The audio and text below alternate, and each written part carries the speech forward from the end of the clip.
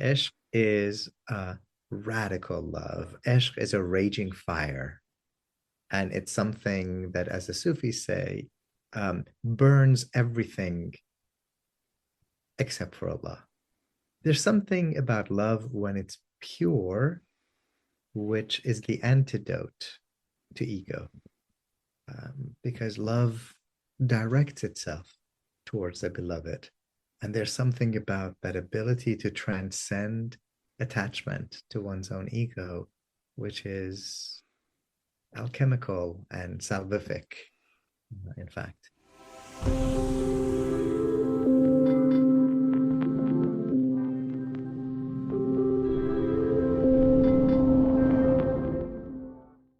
Welcome to Living Mirrors with Dr. James Cook. My guest this week is Omid Safi. Omid is a professor at Duke University and a scholar of Sufism and Islamic mysticism.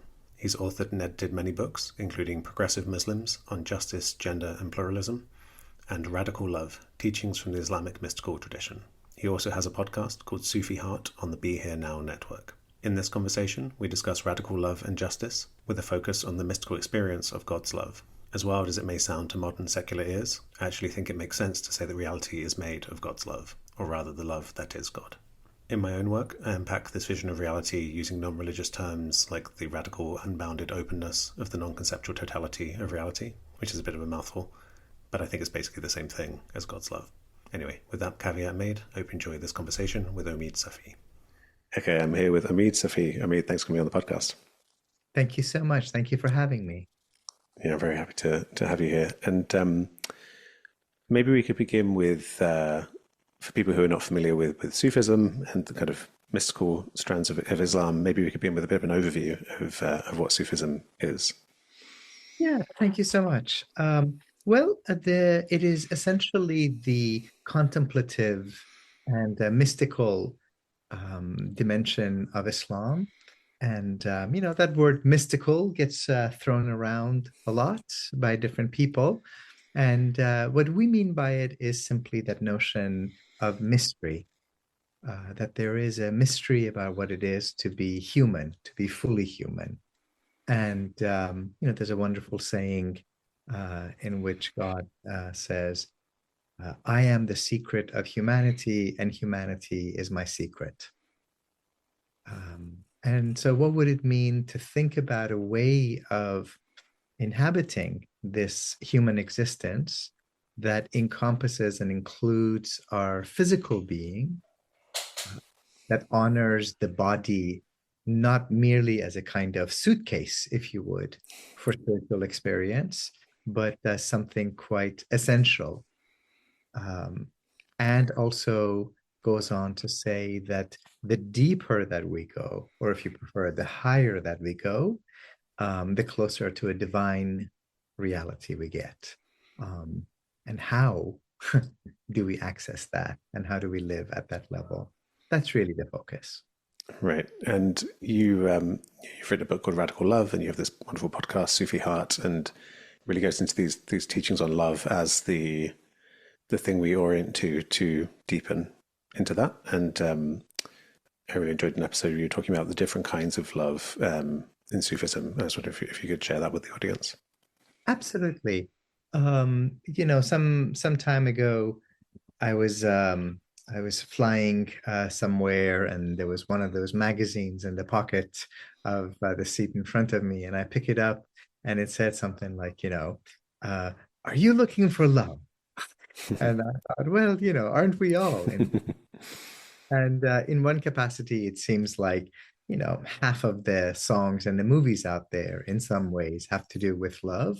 And yet, why is it that so many people come to describe their life and their very existence as loveless or deficient in love?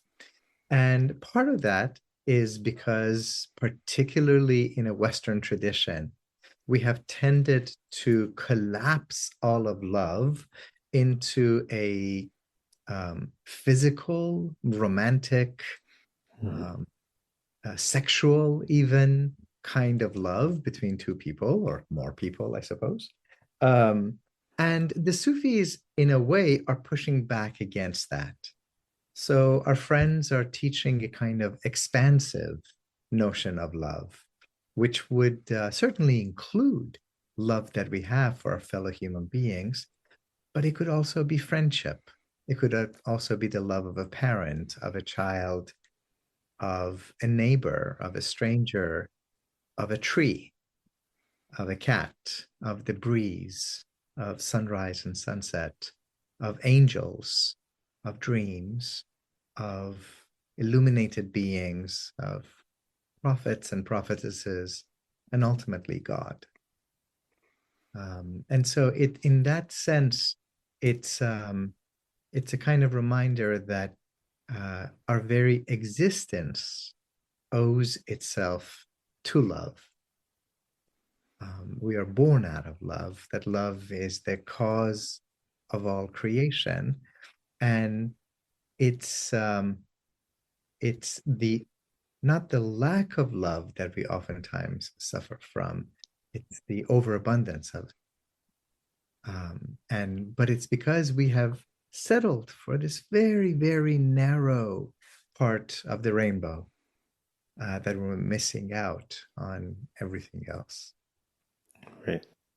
And the that sense of love, in my own experience, I feel like different spiritual practices that might point to awareness or connection or openness, they all, or love, they all seem to converge to me to a fundamental orientation towards a way of being, which you can label anything you want because it's deeper than words. But love does feel like the word when you're talking about this expansive, very grounded, it feels existentially grounded, like, yeah, as you say, like the fabric of reality or the very source of being is some outpouring, some openness, some unbounded, infinite, generative outpouring, which is, and we're fully part of that.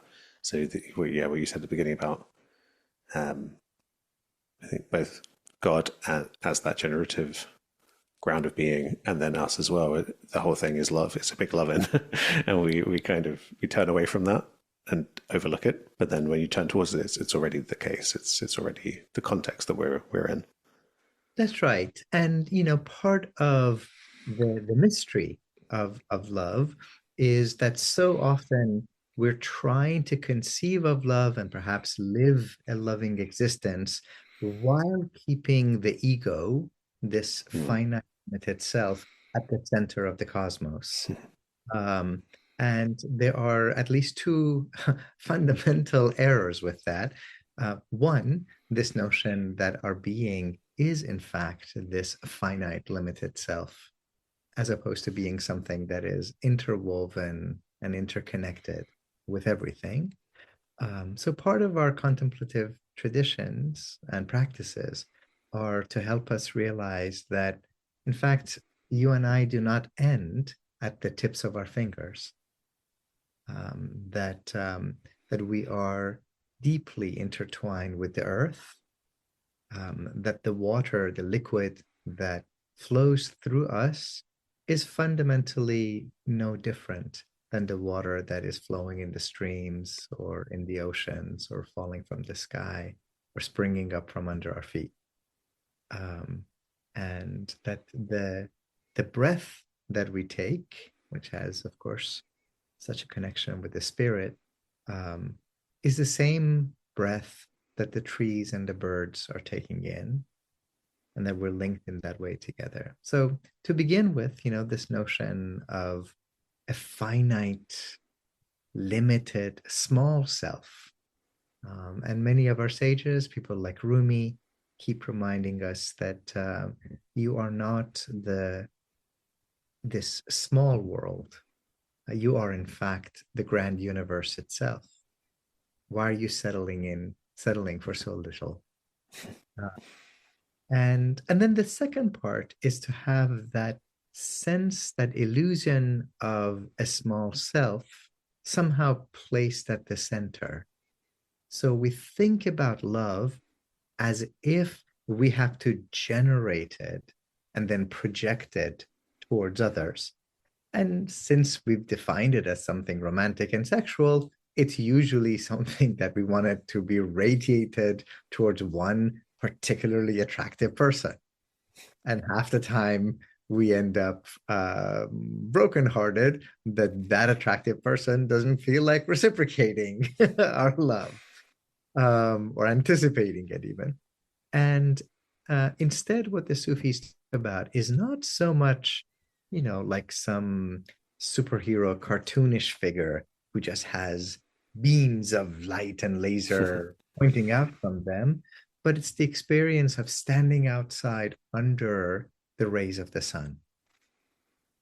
And that the source of love is actually God. And in fact, God is not merely the alpha and omega of love. It's not merely the beginning and end of love, as of course we see in certain lines in the New Testament, but also in the poetry of the Sufis, that God is love. That God is love. And we are the recipients of love. We might be the mirrors of love, to use language that is very Islamic in its origin. We are the moons of love, reflecting the light of love, reflecting the light of God, and its origin is from elsewhere. Its origin is divine. And you mentioned Rumi there, who I guess if people, maybe if even people who are not familiar with Sufism, they've probably heard of Rumi, and I think there's a Rumi quote that goes something like, "Why do you stay in prison when the door is so wide open?" And that, I mentioned earlier the thing of that love being the context in which everything's playing out, but that we overlook it and we kind of we create this prison of, I think the kind of subject object love you describe there, the romantic love is almost, it's a game of overlooking, like, I need an object. It can't just be abundant. It can't just be here. It can't just be free. I need to struggle for it. I need to be playing out with my attachments. But yeah, then there's, the door is wide open. It's just this openness that's all around. And is Eshk the word for this kind of love in Sufism? That's right. In Arabic and Persian, also in Turkish, Urdu, in many Islamic languages, that's the word that I've translated as radical love. Hmm. So we have another word, mahabba, which is, if you would, loving kindness. That's a kind of gentle love that is soothing and comforting. Um, and it seems to, at least at one level, either come from the word for seed. It's a seed of love that's planted in your heart. Or according to some, it's a bubble, a feeling of loving kindness that bubbles up from inside of you and pops as a glance, as a word, as an expression. Ishq is different. Ishq is radical love. Ishq is a raging fire. And it's something that, as the Sufis say, burns everything except for Allah. So all ego, all selfishness, all the me-isms, all of that pharaoh quality that we all possess in some capacity, that wants to be the Lord on high, that is burnt away, leaving only you, O divine beloved. There's something about love when it's pure, which is the antidote to ego, because love directs itself towards the beloved. And there's something about that ability to transcend attachment to one's own ego, which is alchemical and salvific, in fact. And, you mentioned that, beautiful teaching of Rumi. Sufism, very much like Buddhism, very much like the Christian contemplative tradition, these have all been traditions, right? They've always been a series of, we would call them illuminated beings who are in touch with one another in both a spiritual realm, but also an earthly, historical realm. And it's the same way with Rumi. He was already called in his lifetime the offspring of the soul of the Prophet Muhammad in this case. And So he has a deep love and attachment, as one would expect from a Muslim mystic, to the Prophet Muhammad. And he's also been raised with the teachings and the stories and the poetry and the anecdotes of the mystics of Islam who've come before him. There's a particularly amazing female mystic named Rabia, probably the most famous of all the female mystics, maybe someone akin to a Hildegard, if you would, in the Christian tradition. And, there's a wonderful anecdote about Rabia that she's walking past a mosque one day, and there's a preacher on the pulpit, and he's essentially paraphrasing the famous line from the Gospels, um, ask and it shall be granted unto you, knock and it shall be opened. And Rabia pauses in her tracks and pokes her head in and says, "What did you say?" And this preacher is apparently a little annoyed that this woman has interrupted his majestic speech. And so he says, "Woman, I said, uh, knock, and it shall be opened unto you." As in, don't just barge in to the mosque when I'm preaching, knock first. And Rabia says, "Fool, from where I am, the door has never been closed." The door has never been closed. So, as you said, we keep thinking that we have to knock and knock and knock at God's door for it to be open. Um, the door is never closed, and maybe there's not even a door. Rumi grows up with that story, but of course, this is a tradition which is like a river. It's flowing, it's alive, it's a part of a transmission and internalization, and then bringing your own fruit to it. So these kinds of living traditions are not ever content to simply um, faithfully capture, like a museum artifact, the teachings of the past. They also want to add their own genius and their own gift. So Rumi comes up with his own quatrain that says, um, "My beloved friend, you have spent your whole life knocking and knocking and knocking at God's door. Sweetheart, you're knocking from the inside."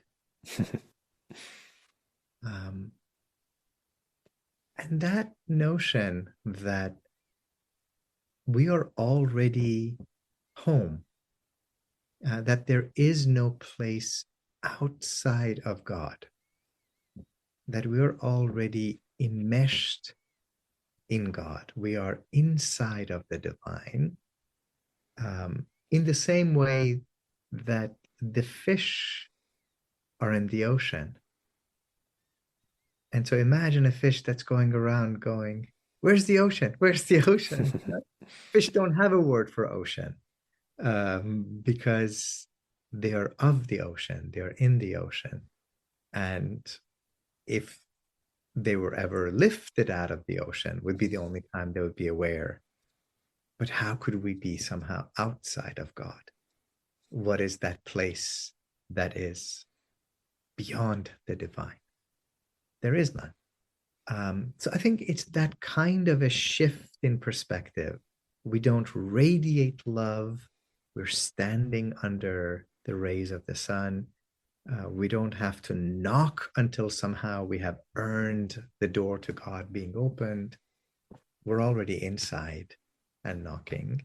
That kind of a shift in perspective is really crucial for the Sufi tradition. And it's what some of our sages call the antipodal moment, where the ego, which has insisted on looking out at the universe, experiences a shift in its perspective. And instead of looking out at the world, you experience yourself being looked upon by God. The way you described that reminded me of a poem from the Christian mystic tradition. I can't remember, it might have been Hildegard you mentioned, or maybe St. Francis, but it's the translation I read was something like, such love does the sky now pour that I have to wring the light out of my clothes when I get home. Which I really liked, and that combination, just you can imagine the mundane, kind of like almost it's annoying that God's so saturated you with love that you have to, that it bleeds into everyday life, into those everyday chores. Absolutely, absolutely. And what if we were able to have a kind of existence that categorically refused a distinction between something called spiritual and something called mundane? Mm.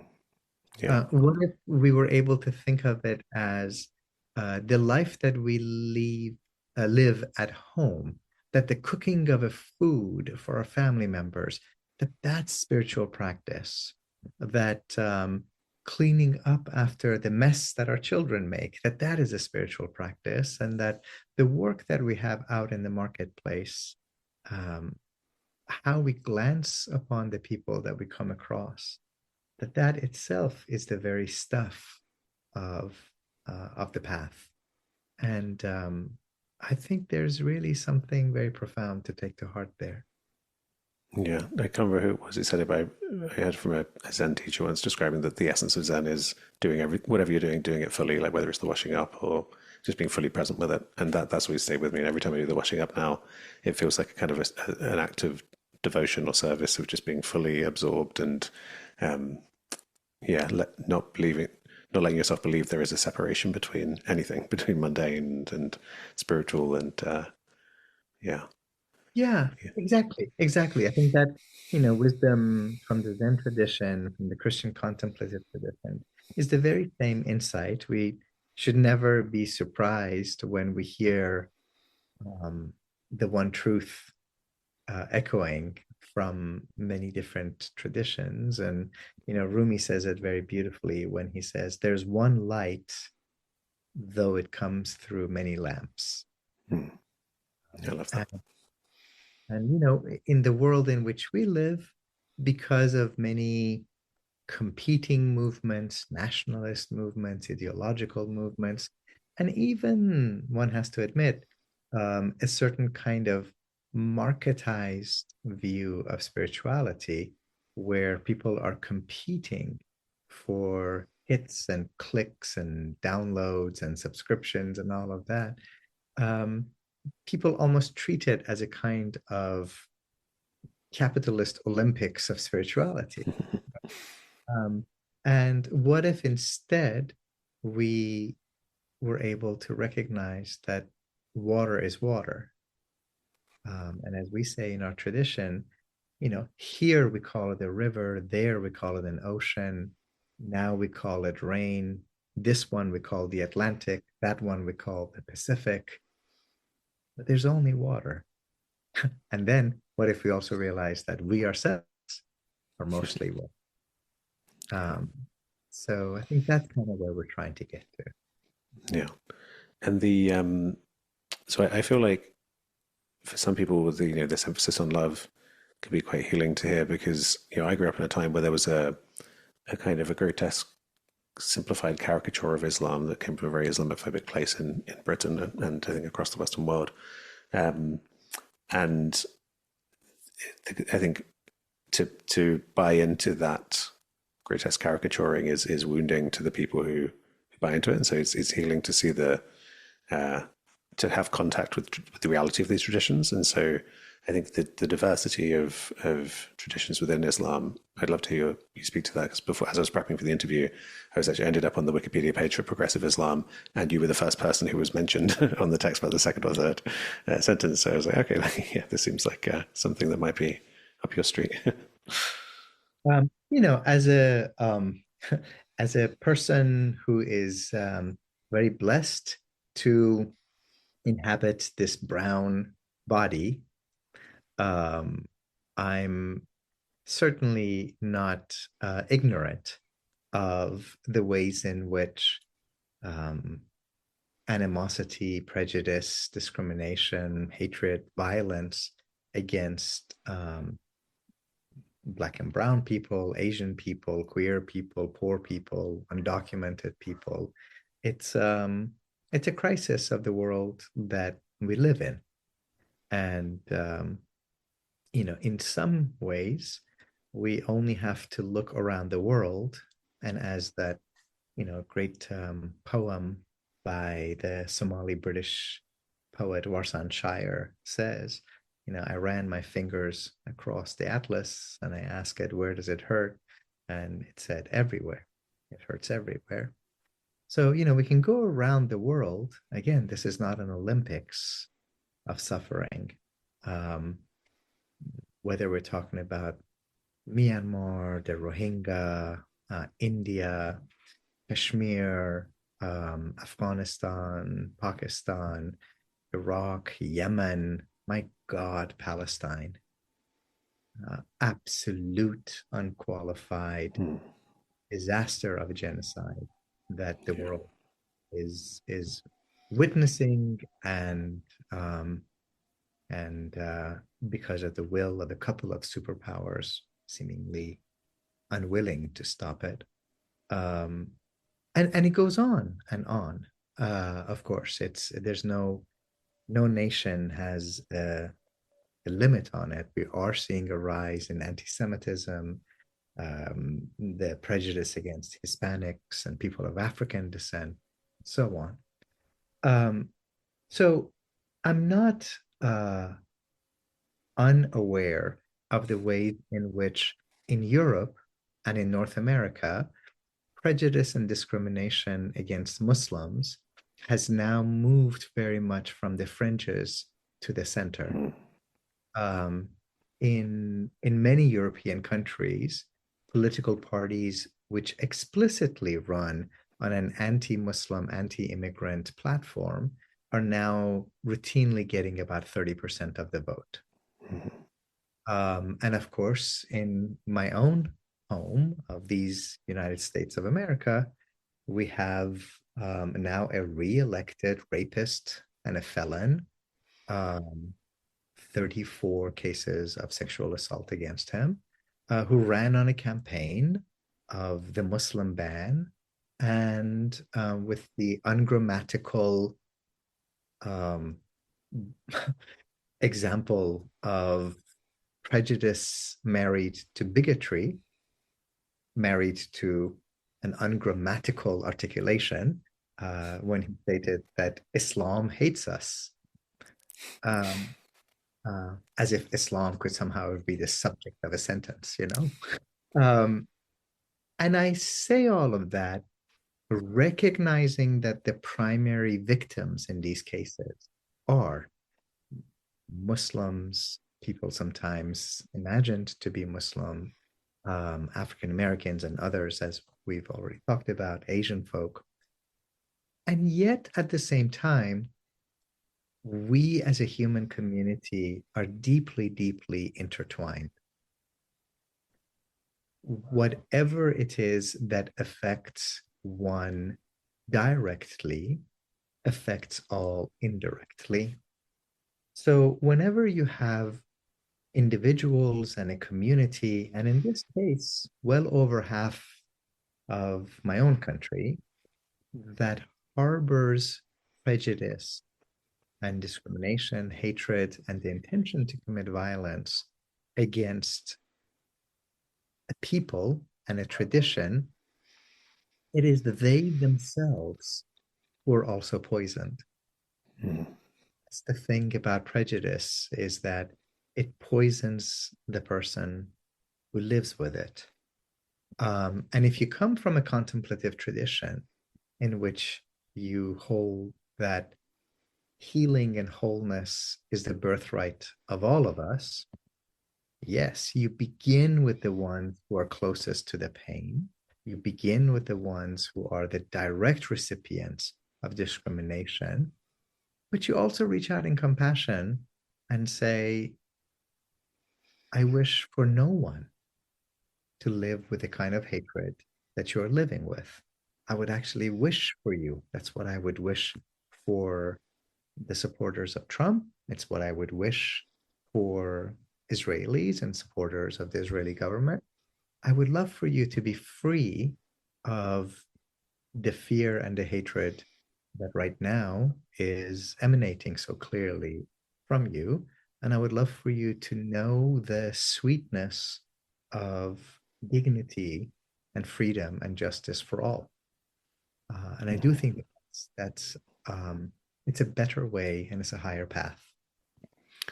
I saw yesterday just a random person commenting on someone's post on social media saying they're basically saying that they stated as a fact that they in their worldview every single person is prejudiced against someone. Everyone harbors hatred in their heart against some group, and that's the human condition. And that felt it was really heartbreaking to read that someone believing that because the this is the profundity of the radical love message that to to see things that way and to feel that you have to hate, that you have to other, that you can't put yourself in a position to extend love to absolutely everyone. Um, yeah, that's. I mean, that is the poison of the small self of feeling. Um, yeah, that you can't. It's like the love opens you beyond the delusion of separation. So you in the first instance, if you stand with if you do something as simple as telling the truth about what's happening in Gaza, and then the superpowers that don't want you to tell the truth, can make your life hard for you. But if you do that, that can take you in a step in the direction of overcoming the sense of the small self, of identifying with, what does James want, what James needs, to actually living from that place of deeper principles of love, connection, truth. But then, as you say, beyond that, the ultimate challenge is extending that radical love to the perpetrators as well, to the people, to know that even Trump is you with different conditioning, to know that there is no that we're all the same, we're all the emanation of the same thing. We are all each other, and it's the way you described it really hit this balance that I strive for, which is you can. I found it's possible to always be fully open-hearted to everyone, whilst also being firm on the relative level of calling out injustice. So what you said about you know Trump or these states and with their actions, you can absolutely describe it. It's not hateful or close-heartedness to describe accurately the harm that's being caused, but there doesn't have to be the poison that poisons oneself and the world behind it. Yeah, exactly. And I think here I'm a lot of the what informs my life and the life of so many people doesn't just come from scripture or from some book of medieval mysticism. It comes from living or striving to live a life as a full human being. So if you have two toddlers, you can take pretty much any two toddlers and put them in a garden and they will play together.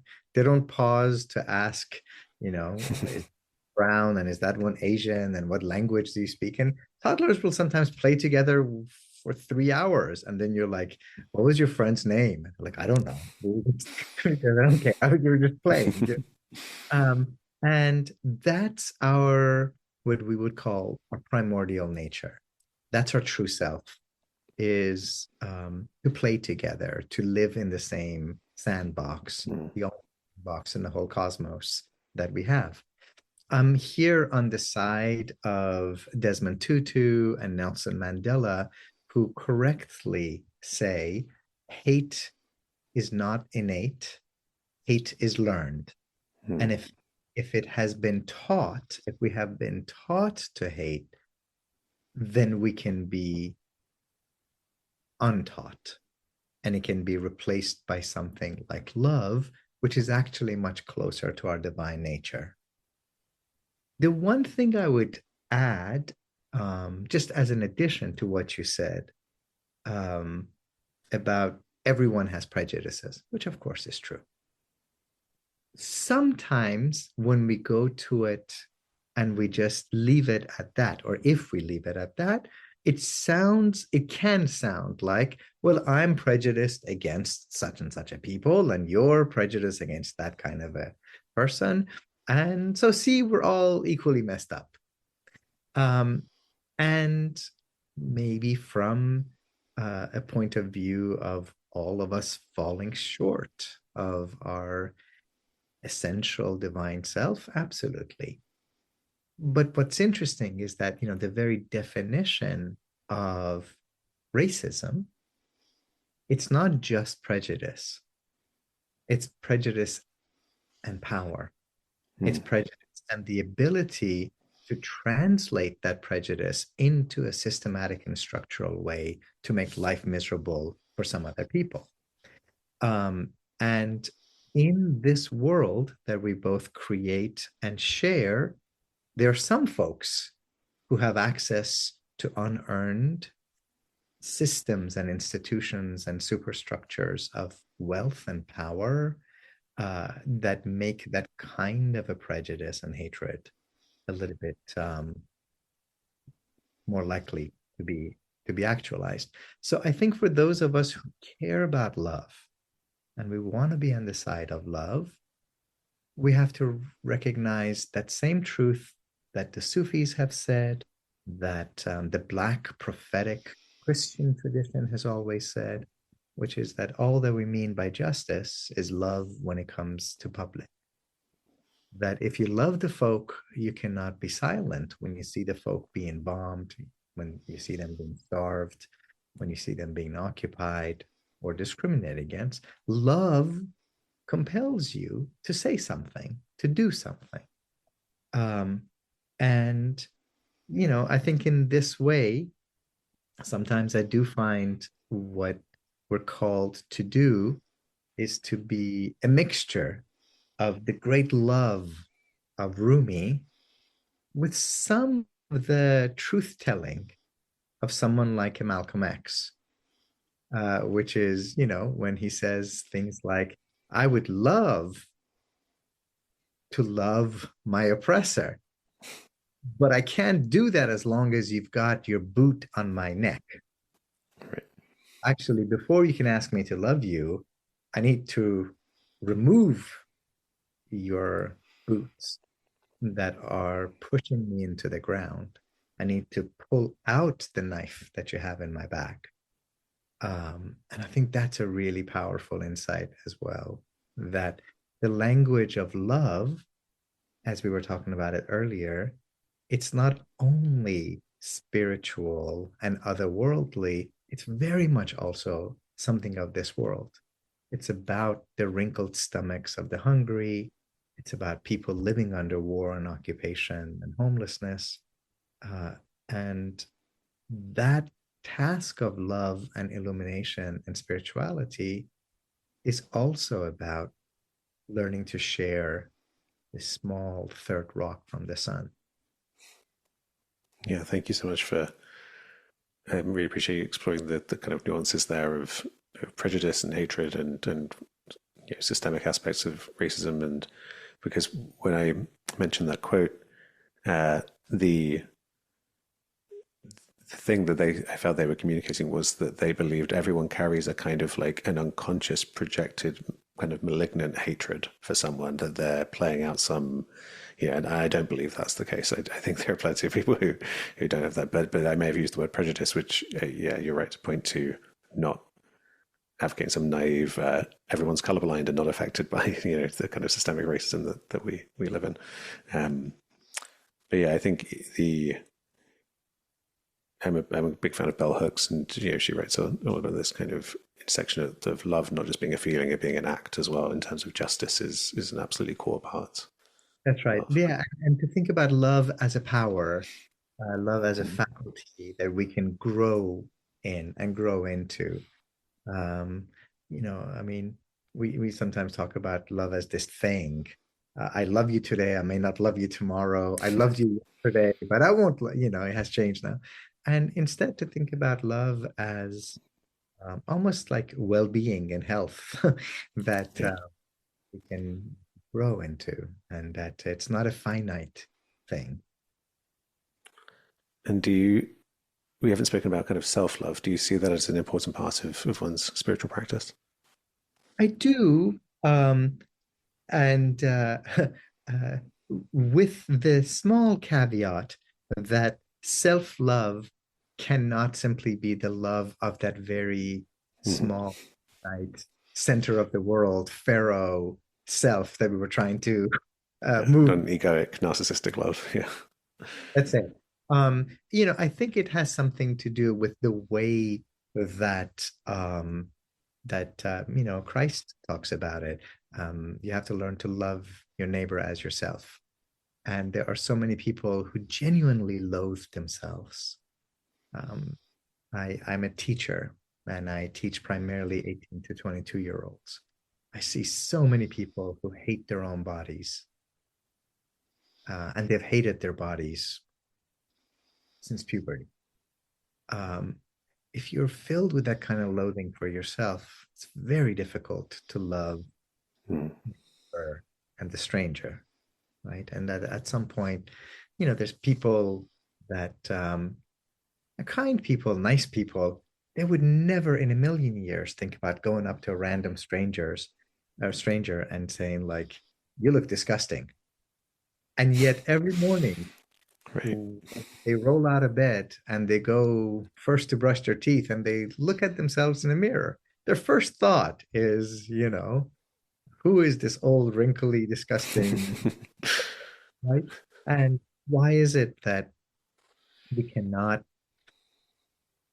that we either seem to be trapped into, I am king of the world, I'm the center of the Mm. world, I'm the Lord on high, or you look like a piece of shit.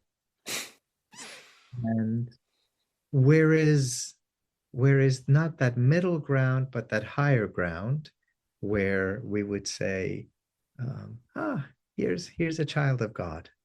Here's a divine manifestation. Here's yet another beautiful creature that God has made, no less beautiful and no more beautiful than anyone else. Um, and in our tradition, there's something that the Prophet, peace be upon him, has said, in which he says that in order in order to know God intimately, you have to learn to know yourself intimately. And so there is that notion of love and knowledge for one's own self, which is quite essential. And I think that's also important. Yeah, I think that, yeah, it goes back to what I said before about how, for me, I found that love, openness, awareness all ended up kind of intermingling into this one thing, and that there's a kind of witnessing of oneself, of compassionately, yeah, seeing all the different aspects of oneself that one may otherwise habitually shame and criticize, and having that love of opening up to oneself to make oneself more whole, and then that brings you more into alignment with the wholeness of existence. Yeah, that's the it's not a narcissistic egoic love of I'm so great, because that's the opposite really, because you're actually doing that to try to suppress and struggle with the bits of yourself that you don't want to open to. But yeah, thank you so much for me. This has been wonderful. Where would you send people to if they want to look into your work more? Well, yeah, I would send them to the woods. Tell them, I would tell them That's the best to, answer I've ever had to the podcast so far. Usually it's a website. of course, of course. This is that part about the commercial commodified thing that, Yeah, yeah. which admittedly, I'm also, a part of. I don't pretend that I've completed it. But in all seriousness, I would say go to a place where you find yourself connected to something bigger than you. It might be a mountaintop, it might be a river, it might be the woods somewhere. It might be a cup of tea in the presence of someone who loves you deeply and intimately. Um, if you have been loved by parents and grandparents, go and get a big hug from them. If you have a child, go and sit with them and see if you can still recall the softness of their cheek and how enormous their eyes are, um, or the touch of a lover or a friend. Um, and that's the primary. Everything else is just commentary.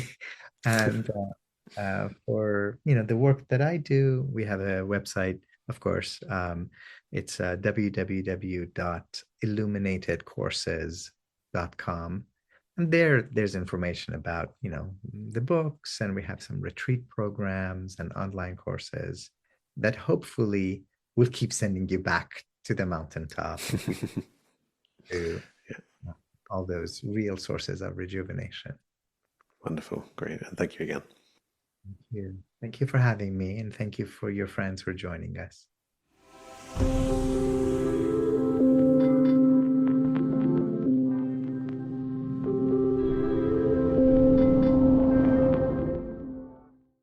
Thanks for listening. If you're watching on YouTube, please like and subscribe. And if you want to help the podcast reach a wider audience, you can leave a review on Apple Podcasts. Finally, if you want to offer financial support, you can go to patreon.com/Dr. James Cook.